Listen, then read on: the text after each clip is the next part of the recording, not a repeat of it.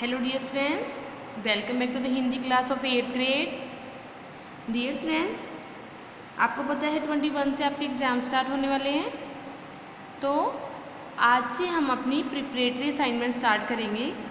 आज से जो भी मैं आपको करवाऊंगी वो सभी आपके उसमें से आपका एग्ज़ाम आने वाला है। ओके स्टूडेंट्स, पहले भी इसमें ऐसा भी हो सकता है कि मैंने पहले भी आपको करवाया है क्योंकि ये सारी प्रिपरेटरी होंगी, बट आज हम जो करेंगे वो हम फर्स्ट टाइम करेंगे क्योंकि हमने अपना अनुच्छेद और निबंध अभी तक नहीं किया।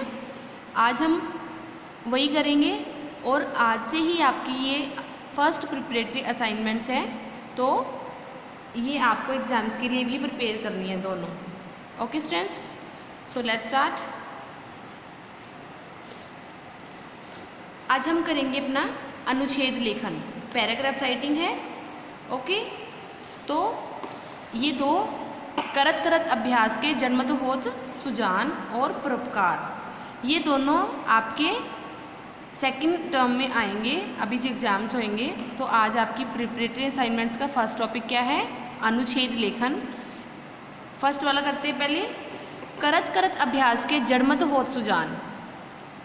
इसका मीनिंग आपको शायद पता चल रहा होगा कि ये बोलना क्या चाह रहा है कि हमें अभ्यास करते रहना चाहिए। अगर हमें किसी चीज़ में सक्सेस होना है तो हमें उसकी प्रैक्टिस करनी ज़रूरी है। बिना प्रैक्टिस के बिना अभ्यास के हम कोई भी चीज़ को नहीं पा सकते। तो अभ्यास करने से मूर्ख भी विद्वान बन जाता है। इतिहास इस प्रकार के उदाहरणों से भरा पड़ा है। अभ्यास ने ही कालिदास को महान कवि, तुलसीदास को लोकनायक, डाकू रत्नाकर को आदि कवि, एकलव्य को महान धनुर्धर बनाया। इसमें क्या है कि अगर कोई मूर्ख भी होगा ना, तो अगर वो अभ्यास करता रहेगा, प्रैक्टिस करेगा किसी चीज़ की, तो क्या हो सकता है? वो भी एक विद्वान बन सकता है, मीन्स इंटेलिजेंट बन सकता है वो। ठीक है, अब जैसे हमारी क्लास स्कूल में भी लगा लो, आप कोई भी हो, अगर कोई बच्चा नालायक है तो वो जन्म से ही नालायक नहीं होता। उसमें किस चीज़ की कमी होती है? प्रैक्टिस की। वो पढ़ना नहीं चाहता, अगर वो पढ़ेगा तो ज़रूरी है, ये तो ज़रूर है कि हाँ अगर वो पढ़ेगा तो वो भी लर्न कर सकता है, बट वो प्रैक्टिस ही नहीं करता है ना।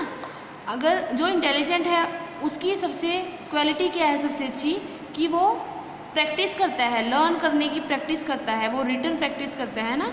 तो जितना ज़्यादा प्रैक्टिस करेंगे हम, उतना ज़्यादा हम लर्न भी कर पाएंगे। और किसी भी चीज़ को अगर हमने सीखना है, ये तो चलो पढ़ाई की ये बात है, बाकी अगर हमें कोई भी काम की हमारे अंदर एक्साइटमेंट है, लगन है, इंटरेस्ट दिखा रहे हैं किसी चीज़ को, अगर हम उसको करने की ट्राई करेंगे तो प्रैक्टिस के साथ साथ हम उसमें परिपूर्ण हो जाएंगे, मीन्स उसको अच्छे से कर सकेंगे।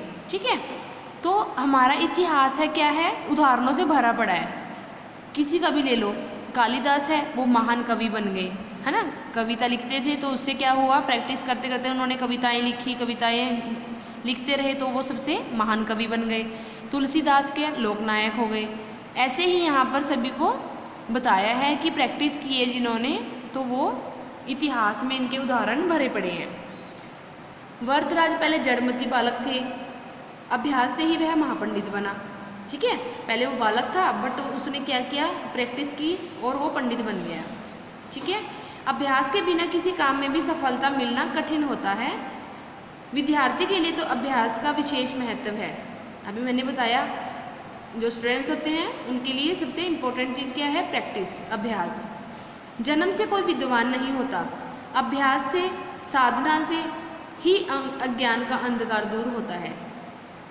अभ्यास में जल्दबाजी से काम नहीं चलता। अगर हम प्रैक्टिस कर रहे हैं, जल्दी जल्दी करने की ट्राई कर रहे हैं, तो हम अच्छे से नहीं सीख पाएंगे। कोई भी चीज़ है तो हमें वो आराम आराम से करना है, उसका अभ्यास आराम से स्लो स्लो प्रैक्टिस करनी है, कोई भी चीज़ है अगर। ओके, रस्सी को पत्थर पर बार बार रगड़ने से उस पर भी निशान पड़ जाता है, फिर बार बार अभ्यास करने से मूर्ख बुद्धिमान क्यों नहीं बन सकता? कि जैसे रस्सी है, ठीक है, अगर वो पत्थर के ऊपर रस्सी को रगड़ते रहेंगे तो पत्थर के ऊपर क्या होगा? निशान बन जाएगा। तो ऐसा ही कहा है कि अगर हम उसकी प्रैक्टिस करते रहेंगे तो हम अपनी जो भी हमारा ड्रीम है उसमें हम सक्सेस हो सकते हैं। हम जो भी कुछ सोच रहे हैं सीखने का, उसमें हम परिपूर्ण हो सकते हैं। ओके स्टूडेंट्स, नेक्स्ट है परोपकार। यह बात केवल मानव पर ही लागू नहीं होती, प्रकृति भी दूसरों की भलाई के लिए सदैव तत्पर रहती है। वृक्ष फलों से लदे रहते हैं परंतु स्वयं उन्हें कभी नहीं खाते, वे हमारे लिए ही इतने कष्ट सहन करते हैं। नदी पानी को न जाने कितने प्रकार से प्रयोग में लाते हैं, परंतु नदी बेचारे सब कुछ सहन करके मनुष्य तथा अन्य पशु पक्षियों की पिपासा को शांत करती है। पहाड़ी से गिरती हुई, मैदानों को चीरती हुई हमारी आवश्यकताओं को पूरा करती है। इस तरह कोई धर्म ऐसा नहीं है जो हमारी इस परोपकार की भावना का विरोध करे।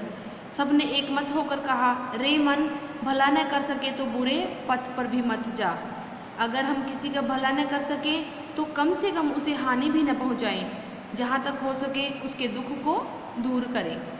परोपकार, इसमें हमने क्या पढ़ा है? परोपकार क्या होता है? किसी की भलाई करना, किसी की हेल्प करना। ठीक है, तो ये क्या बोला है कि एक अकेला मनुष्य ही नहीं है कि जो दूसरों की भलाई करता हो, ये दूसरों की किसी चीज़ में हेल्प करता हो। प्रकृति में भी ऐसे कुछ हैं, जैसे पेड़ पौधे, ठीक है, वो हमें छाया देते हैं, वो खुद इतने बड़े हो जाते हैं हमें दूसरों को छाया देने के लिए। उनके ऊपर फल लगते हैं बट वो खुद खा नहीं सकते, दूसरों को वो मीन्स दूसरों को उपयोग में लाने के लिए हैं, है ना। तो पेड़ पौधे भी एक परोपकार करते हैं हम मनुष्यों के ऊपर, हम सबके ऊपर, कि खुद उसकी जो फल है उसको ना खाने से दूसरों को दे देते हैं, है ना। वे हमारे लिए कितने कष्ट सहन करते हैं, धूप में होते हैं ना, बट हमें छाया दे देते हैं, खुद धूप में रहकर हमें छाया देते हैं। नदी के पानी को ले लो, नदियाँ होती हैं, है ना, नदियाँ क्या करती हैं? मैदानों को चीरती हुई पहाड़ी से वो बेचारी गिरती हैं, है ना। पशु पक्षियों की जो प्यास होती है उसको शांत करती हैं। गर्मी में पशु पक्षी क्या होते हैं, उसमें नहा भी सकते हैं। तो वो खुद इतना कुछ सहन करने के बाद हमें हमारे ऊपर परोपकार कर रही हैं। तो वो बोल रहे हैं कि अगर हम किसी का भला ना कर सको तो हमें किसी का बुरा भी नहीं करना चाहिए, हमें दूसरों पर परोपकार करना चाहिए। आप इसमें कोई और भी ऐड कर सकते हो, मनुष्य की भी कोई कहानी ऐड कर सकते हो कि हमें मनुष्य को परोपकार की भावना रखनी चाहिए, परोपकार करना चाहिए। जो गरीब लोग होते हैं उन पर भी हमें परोपकार करना चाहिए, क्योंकि हमें पता होता है कि गरीबों के पास ज़्यादा पैसे नहीं होते और कुछ खाने, कई बार ऐसा होता है कि जो गरीब लोग होते हैं उनको खाने को एक वक्त की रोटी तक नहीं मिलती है ना। तो हमें क्या करना चाहिए, अगर हमें पैसे की गलत जगह हमें वेस्ट ना करके गरीबों को दे दो तो उन पर क्या हो जाएगा, हमारे एक परोपकार हो जाएगा। ओके स्टूडेंट्स, तो आप इसमें कुछ भी लिख सकते हो।